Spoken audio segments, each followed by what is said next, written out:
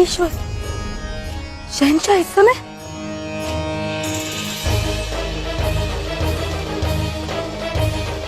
मैं तो जूता तो रास्ते बदल रही है।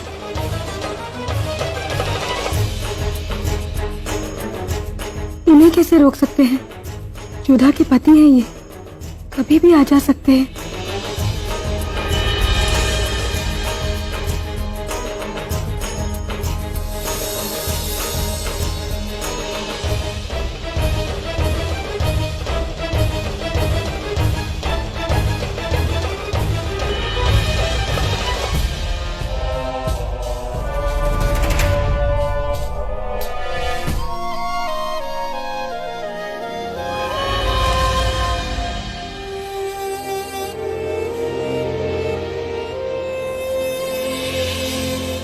आप यहाँ इस समय? हम आपको पहले भी बता चुके हैं, एक शौहर अपने बेगम से मिलने के लिए वक्त का मोहताज नहीं होता। और आपको हंसी किस बात पर आई थी? अक्सर अजीब बातों पर हमें हंसी आ जाती है। जरा सोचिए, हमारी मुलाकात अक्सर अजीब हालातों में होती है। शौहर अपनी बेगम से मिलता है, लेकिन फिर भी उसे ऐसा लगता है जैसे वो किसी अजनबी से मिल रहा हो। और एक बेगम अपने शौहर को देखकर सिहर जाती है, तो क्या ये अजीब नहीं है? हमारे हरम में तमाम बांदियां, तमाम बेगमें हमारी एक नजर को तरसती हैं, और आप हमसे नजर भी नहीं मिलाती हैं, तो क्या ये अजीब नहीं है?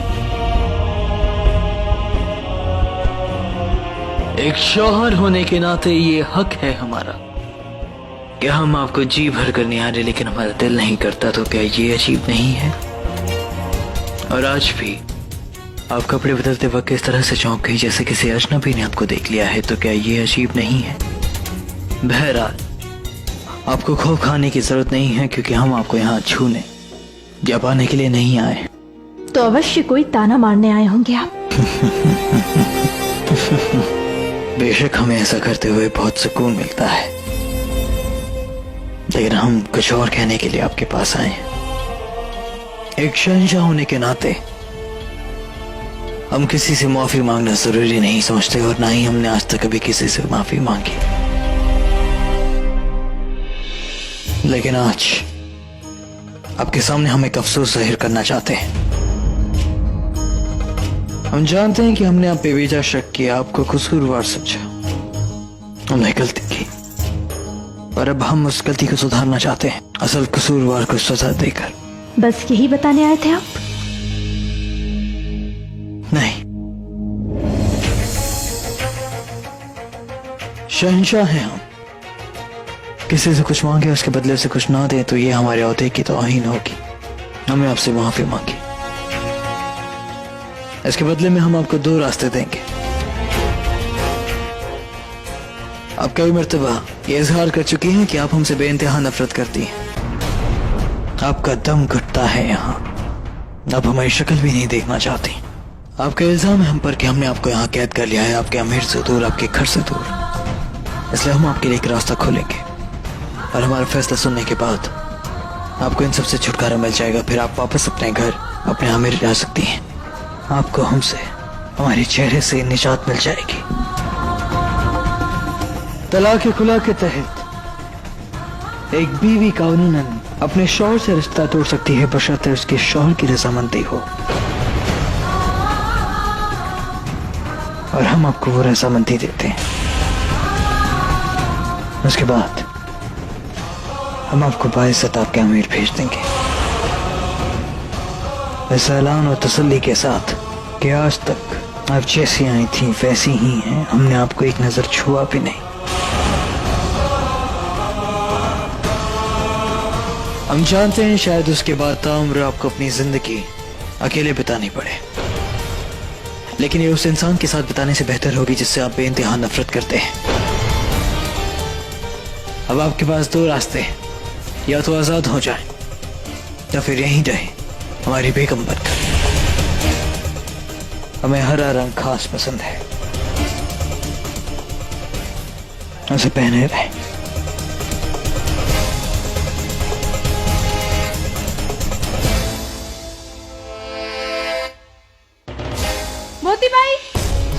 मोती भाई, जोधा, क्या हुआ? तुमने शहंशाह को भीतर आने कैसे दिया? जोधा, वो आपके पति हैं, हम उन्हें कैसे रोक सकते हैं? ना आज रोक पाए और ना कभी रोक पाएंगे।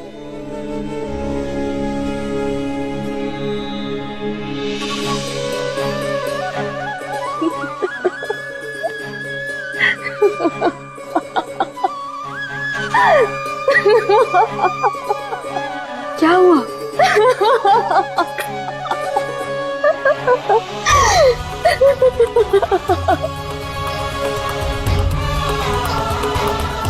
क्या हुआ जोधा?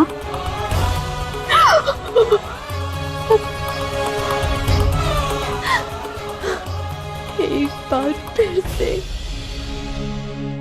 हमारे भाग्य ने हमारा उपहास बना दिया मोती। एक बार फिर से शहंशाह खेल खेल गए हमारे साथ। हमारे निर्दोष होने का पुरस्कार देकर गए हैं हमें। हमारे सामने दो विकल्प रखे हैं उन्होंने, जिसमें से एक हमें चुनना है। या तो हम आमेर लौट जाए एक परित्यक्ता बनकर जिसका पति उसे छोड़ चुका हो, या फिर हम यही आगरा में रुक जाएं उस व्यक्ति के साथ जिससे हम सबसे अधिक घृणा करते हैं। पता नहीं हमारा भाग्य हमसे क्या चाहता है मोती।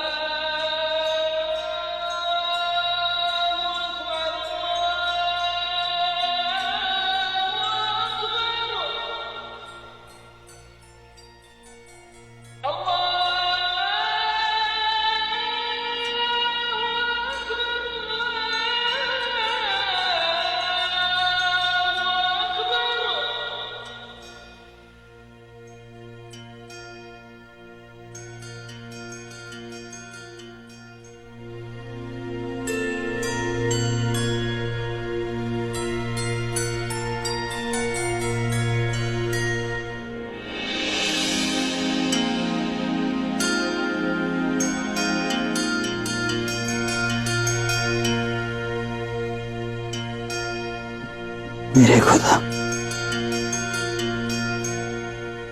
इतना करम फरमा कि मुझसे इंसाफ।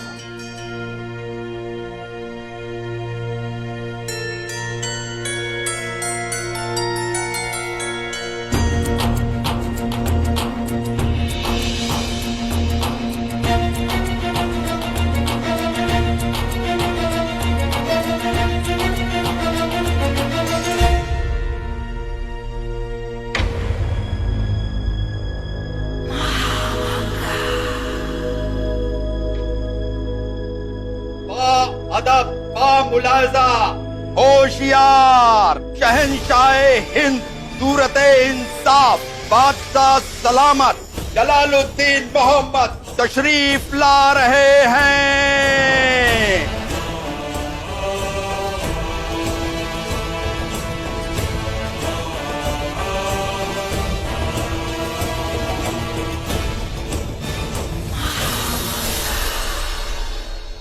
हमारे होने वाले बच्चे के कातिल का पर्दाफाश हमारी आंखों के सामने हो गया।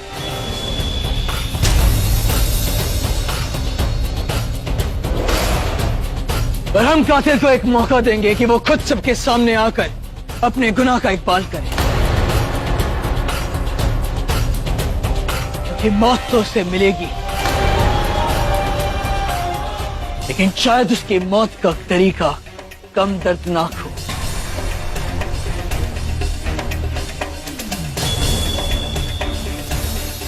हम चाहते हैं कि गुनहगार खुद सबके सामने आए।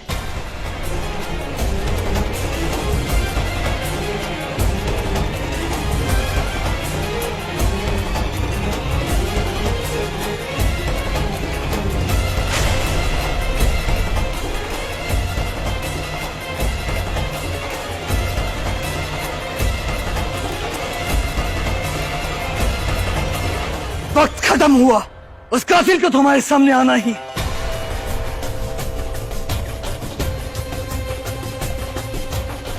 अगर वो अपनी मर्जी से आए तो बेहतर, वरना हम सबके सामने उसके नाम का ऐलान करेंगे। और हमारे हुक्म की नाफरमानी कर उसने अपनी मौत को और भी दर्दनाक बना दिया है।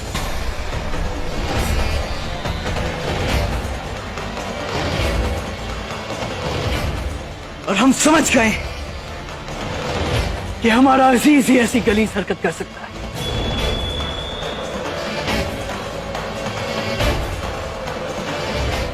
और वो गुनहगार वो आप है।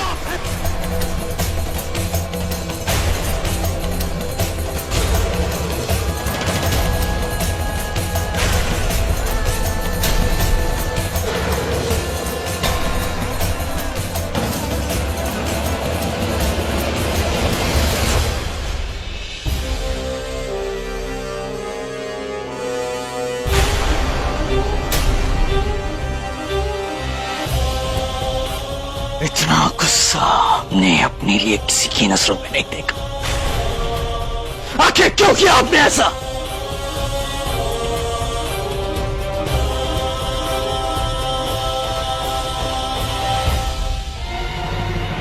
बख्श दीजिए,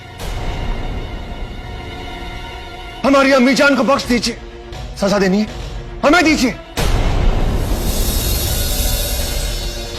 हम आपकी अम्मी जान के साथ कुछ नहीं कर रहे आदम खान, और ना ही जलालुद्दीन अपनी बड़ी अम्मी के साथ ऐसी कोई हरकत कर सकते।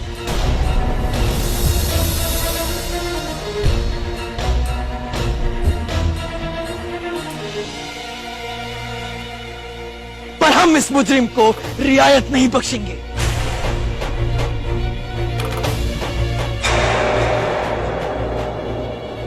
बड़ी अम्मी को पेश किया जाए।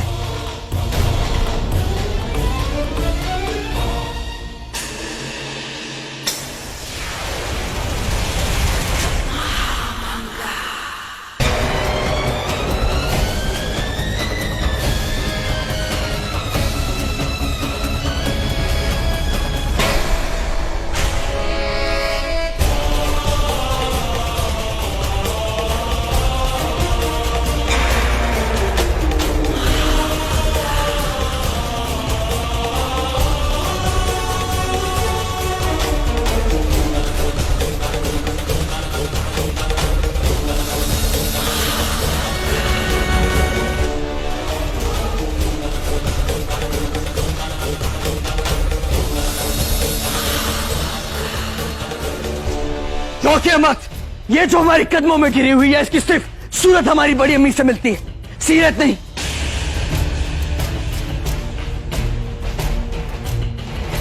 हम ख्वाब में भी अपनी बड़ी अम्मी पर शक नहीं कर सकते।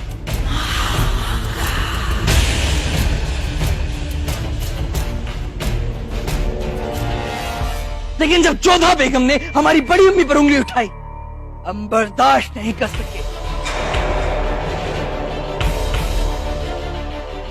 लेकिन फिर हमारे जहन में एक सवाल उठा कि क्यों जोधा बेगम हमारी बड़ी अम्मी के खिलाफ ऐसा झूठ बोलेंगी और उन पर उंगली उठाएंगी।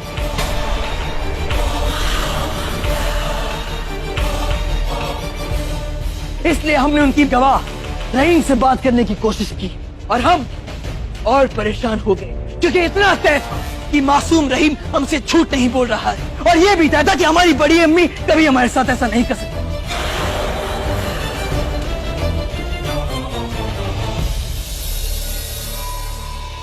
इसलिए हमने खुद इस मामले पर अपनी बड़ी अम्मी से खुलकर बात करने का फैसला किया और हम उनके पास गए। हम नहीं चाहते थे कि हमारी तहकीकात सामने आए, इसलिए हमने खुफिया रास्ते से बड़ी अम्मी के पास जाने का फैसला किया। ये धुआं कहां से आ रहा है? बड़ी अम्मी और चिलम?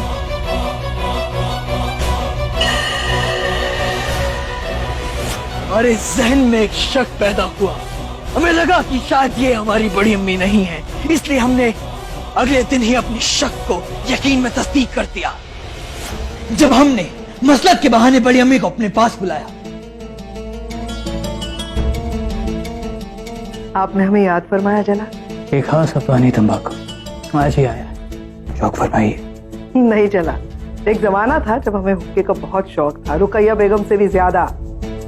लेकिन जब दमे की बीमारी ने पकड़ लिया, उसके बाद हुक्का पहुंच से दूर हो गया।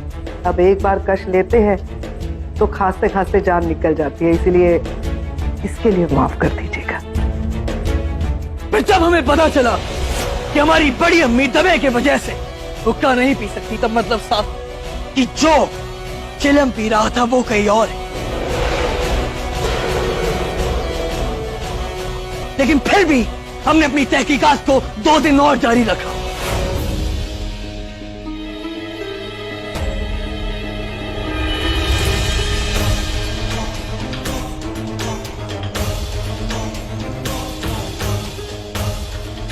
अपनी बड़ी अम्मी को लिखता देख हम और भी हैरान हो गए, क्योंकि हमारी बड़ी अम्मी सिर्फ 2 जुबान चाहती, उर्दू और अरबी। पर ये मोहतरमा जो जुबान लिख रही थी वो ना ही उर्दू थी और ना ही अरबी, क्योंकि वो बाएं से दाएं थी। तब हमारा शक एकदम यकीन में तब्दील हो गया। बड़ी अम्मी, आप तो जानती होंगी कि किस तरह हमारी फूफी जान कुछ मालूमात इकट्ठा कर रही हैं हमारे मरहूम वालिद शहंशाह हुमायूं के बारे में, और उन मालूमात को वो एक किताब की शक्ल देंगी। जी जानते हैं। हम आपसे दरख्वास्त करते हैं कुछ और मालूमात जानने के बारे में। कहिए, क्या मदद कर सकते हैं? आप तो जानते होंगे कि किस तरह हमारे सगे चाचा कामरान ने हमें किले की बुर्ज पर लटका दिया था, है ना? हाँ हाँ, कैसे भूल सकते हैं हम वो दिन।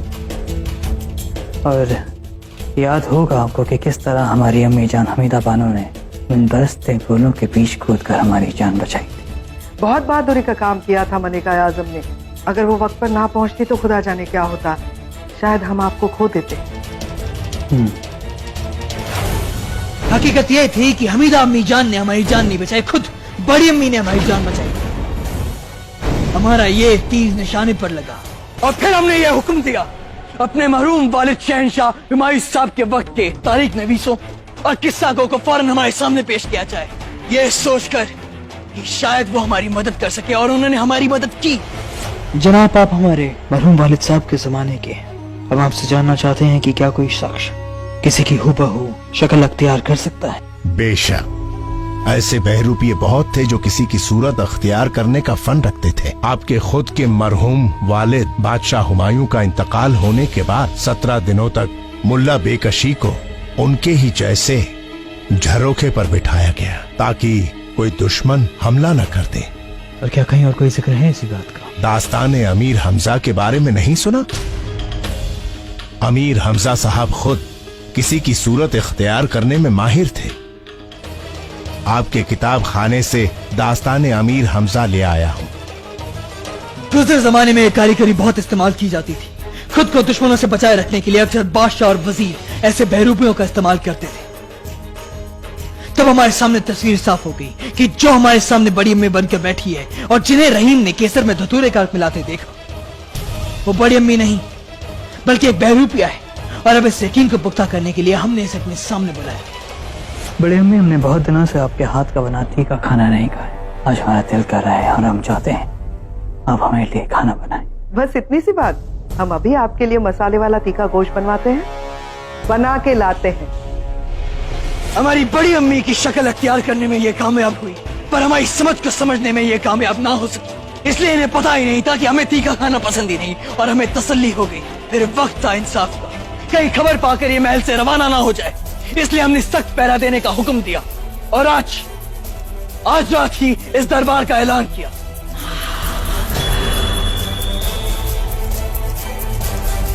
और उसके बाद हम बड़ी अम्मी के पास गए, उन्हें इस हकीकत से वाकिफ कराने के लिए। बेचारी को यकीन ही नहीं हुआ कि कोई उनकी शक्ल से, उनके नाम से ये गुनाह कर रहा है। या खुदा, यकीन नहीं हो रहा कोई हमारे ही महल में हमारी शक्ल लेकर इतना बड़ा गुनाह कर बैठता है। आप फिक्र मत करिए बड़ी अम्मी, झूठ और गुनाह के पांव नहीं होते। हम इस तक पहुंच चुके हैं जिसने गुनाह किया, और वो जल्द से जल्द अपने अंजाम तक पहुंच जाएगा।